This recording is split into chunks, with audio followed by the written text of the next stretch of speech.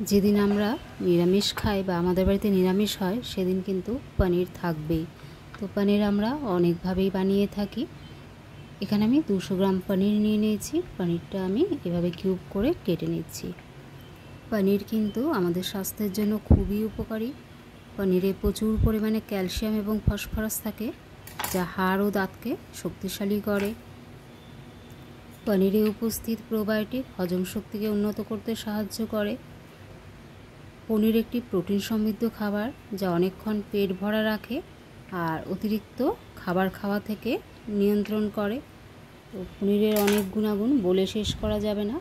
এখানে আমি এরকমভাবে পনিরগুলো কেটে নিলাম। আপনারা আপনাদের পছন্দ মতো ছোটো বড়ো করে পনিরগুলোকে কেটে নিতে পারেন।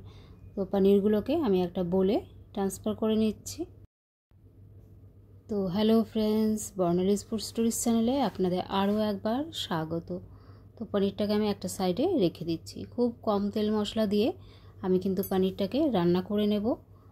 তো আজকে আমি যেভাবে বানিয়েছি সেই রেসিপিটা আপনাদের সাথে শেয়ার করছি। আমার চ্যানেলে আরও পনিরের রেসিপি আছে, আপনারা চাইলে ওখান থেকে দেখে নিতে পারেন। তো এখানে আমি একটা ফুলকপি নিয়ে নিয়েছি ছোটো সাইজের। এবার ফুলকপির ফুলগুলো আমি কেটে নিচ্ছি এইভাবে। ডাটির দিকটা একটু বাদ দিয়ে দিচ্ছি বেশি করে, আর যেগুলো একটু বড় সেগুলো এরকম দুভাগ করে কেটে নিচ্ছি। আর ছোটোগুলো কিন্তু এক ভাগই রেখে দেব, মানে গোটায় রেখে দেব। তো সবগুলো আমার কাটা হয়ে গেছে। আপনাদের কাছে যা সবজি থাকে আপনারা কিন্তু সেটা দিয়েও বানাতে পারেন। তো আমি একটা গাজর নিয়ে নিয়েছি, গাজরটাকেও একটু চৌকো চৌকো করে কেটে নেব। গাজরটা প্রথমে আমি ধুয়ে নিয়েছিলাম, তারপরে পিল করে এভাবে কেটে নিচ্ছি। এটা পাতিলাতে আমি কিছুটা জল গরম করতে দিয়েছিলাম, তার মধ্যে আমি ফুলকপি আর গাজরটা দিয়ে দিলাম।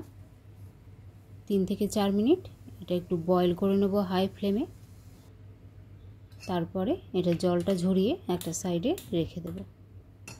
তো এখন গ্যাসের মধ্যে আমি একটা কড়াই বসিয়ে নিয়েছি।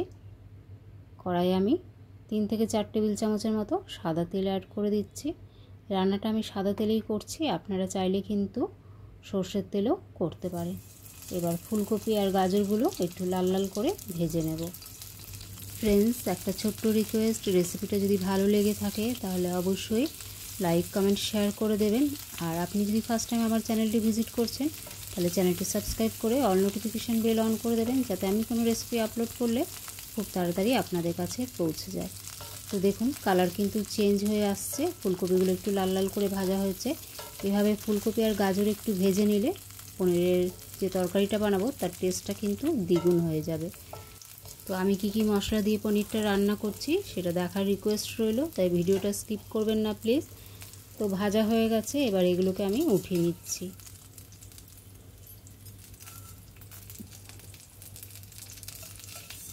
পনির কিন্তু আমি গরম জলেও দিইনি, বা পনিরটা কিন্তু আমি ভেজেও নিইনি। পনিরটা কিন্তু এখন কাঁচা অবস্থাতেই আছে। এবার ওই তেলেই গোলমরিচ, গোটা জিরে, দারচিনি, লং আর একটা এলাচ আমি ফোড়ন দিয়ে দিচ্ছি। যতক্ষণ না ফোড়ন থেকে সুন্দর গন্ধ বেরোচ্ছে ততক্ষণ একটু ফোড়নটাকে নেড়ে চেড়ে নেব। খুবই কম তেল মশলায় পনিরের এই রেসিপিটা তৈরি হয়ে যায়, খেতে কিন্তু দুর্দান্ত লাগে। তো দেখুন কালারটা কিন্তু চেঞ্জ হয়ে এসছে আর সুন্দর গন্ধ বেরিয়ে গেছে। এবার এখানে আমি 1 টেবিল চামচ আদা দিয়ে দিলাম, আর এটা কাঁচা লঙ্কা দিয়ে দিলাম। 3 থেকে 4টা আমি কাঁচা লঙ্কা পেস্ট করে নিয়েছিলাম, সেটা আমি দিয়ে দিলাম। এবার এটাকে একটু নেড়ে চেড়ে নেব। এই সময় আমি গ্যাসের ফ্লেমটা একদম লো করে দিয়েছিলাম, কারণ আদাটা প্রচুর ছিটচ্ছিল। 2 মিনিট একটু নেড়ে চেড়ে নিলাম। এদিকে একটা মিক্সিং জার নিয়ে নিয়েছি, তার মধ্যে 1 টেবিল চামচ পোস্ত, 2 টেবিল চামচ মগজদানা আর 3 থেকে 4টে আমি কাজু দিয়ে দিলাম। এবার এটাকে আমি শুকনো ঘুরিয়ে নেব। শুকনো ঘুরিয়ে নিলে কিন্তু ভালো মতো পেস্ট হয়। তো এখন শুকনো আছে, এবার জল দিয়ে এর একটা আমি স্মুথ পেস্ট বানিয়ে নেব। তো এখানে আমার স্মুথ পেস্ট বানানো হয়ে গেছে। এভাবে বানালে কিন্তু পেস্টটা একদম স্মুথ হয়, মানে কিছু ভিজিয়ে রাখার প্রয়োজন হয় না। তো এদিকে আদা আর লঙ্কা আমার ভাজা হয়ে গেছে, আদার কাঁচা গন্ধ চলে গেছে। ভেজে রাখা ফুলকপি আর গাজর আমি এখানে দিয়ে দিলাম। আপনারা চাইলে কিন্তু আলুও ব্যবহার করতে পারেন, তবে এখানে আমি আলু দিইনি।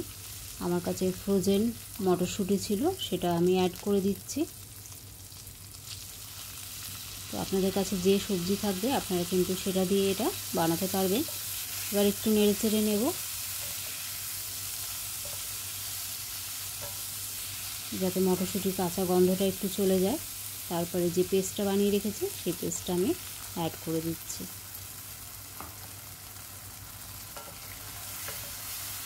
এবার এটাকে 2 থেকে 3 মিনিট একটু কুক করে নেব। পরিমাণ মতো এখানে আমি লবণ অ্যাড করে দিলাম। আর গ্যাসের ফ্লেমটা আমি লো টু মিডিয়ামের মাঝখানে রেখেছি, যেহেতু কাজু আছে ওই জন্য একটু লেগে যাওয়ার ভয় আছে। আর নুনটা দেওয়ার পর এইভাবে সমানে এটাকে নেড়ে চেড়ে একটু কষিয়ে নিতে হবে। নাড়তে নাড়তে এটা কিন্তু আমার অনেকটাই কষানো হয়ে গেছে। এবার একটু ঢাকা দিয়ে দেব। ঢাকা দিয়ে 1 থেকে 2 মিনিট একটু কুক করে নেব গ্যাসের ফ্লেম লোতে করে। 1 মিনিট পর ফিরে এলাম, আবারও একটু নেড়ে দেব। এইভাবে ঢাকা দিয়ে দিয়ে করলে কিন্তু বেশি জল দেওয়ার প্রয়োজন হয় না, আর টেস্টটা কিন্তু অনেকটাই ভালো হয়। আর কম তেলে রান্না করলে কিন্তু এভাবে ঢাকা দিয়ে দিয়ে একটু কষিয়ে নিতে হয়। তো মশলা থেকে আমার তেল ছাড়তে শুরু করে দিয়েছে। এবার এখানে 2 টেবিল চামচ আমি ফ্যাটানো টক দই দিয়ে দিলাম। বাটিটা ধুয়ে একটু জল দিয়ে দিলাম। আর দইটা দেওয়ার সময় গ্যাসের ফ্লেম আমি একদমই লোতে রেখেছিলাম। আবার একটু নাড়িয়ে নিচ্ছি। দইটা দেওয়ার পর 1 মিনিট একটু নেড়ে চেড়ে নিলাম। তারপরে এখানে আমি গরম জল অ্যাড করে দিচ্ছি। 1/2 কাপের মতো এখানে আমি গরম জল দিয়ে দিলাম। এবার সব কিছুকে একটু ভালো করে মিশিয়ে নিচ্ছি।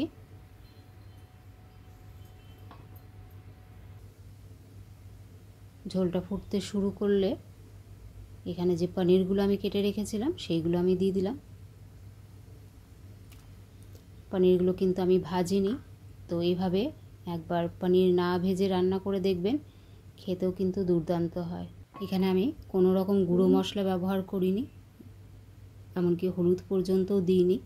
2টো কাঁচা লঙ্কা আমি অ্যাড করে দিলাম। এবার ঢাকা দিয়ে 3 থেকে 4 মিনিট একটু কুক করে নেব গ্যাসের ফ্লেম মিডিয়ামে রেখে। 3 থেকে 4 মিনিট পর ফিরে আসছি।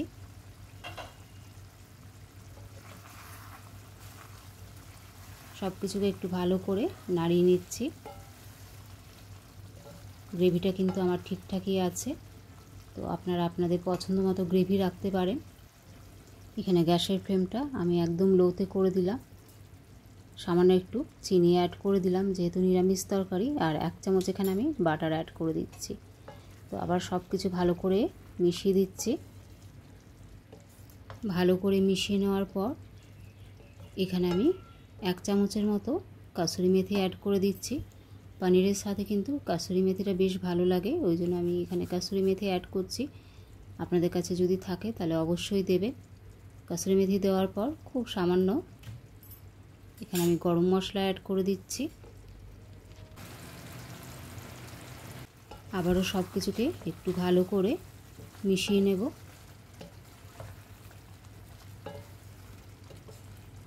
গ্যাসের ফ্লেম অফ করে ঢাকা দিয়ে স্ট্যান্ডিং টাইম দিয়ে এটাকে সার্ভ করে নেব।